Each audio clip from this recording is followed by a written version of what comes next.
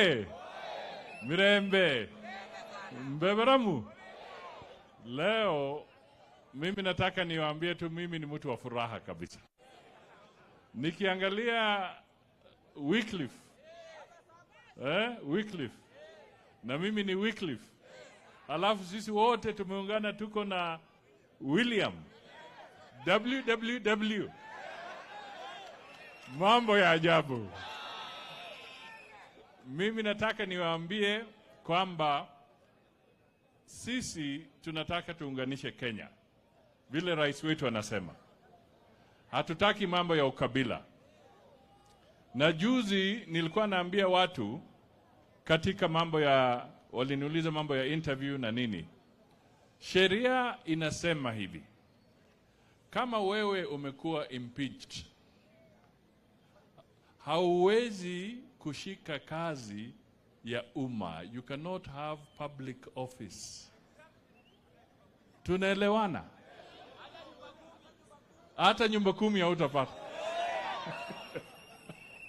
Kwa hivyo, mnajua yule alikuwa governor kule Nairobi, alipokuwa impeached, hakusonga tena. Si namna hiyo? Mnajua yule alipokuwa Kiambu, alipokuwa impeached, hakusonga tena. Si namna hiyo? Kwa hivyo, mimi nataka kama watu wa eneo hii, mchukue sheria, muitafakari, muangalie vizuri, kwa sababu hatutaki kupotoshwa na mtu ambaye anatembea na wala hataweza kuwa na nafasi ya kuwa na public office. Let us not waste our time. Let us move forward. Unajua saa zingine mundu nuwe mmariga omanyurira mabatende bakukonya kurira nabuza numenya nurira bamanya bora ndi umanya karibandi bakuzirwako. Sigabe ndio?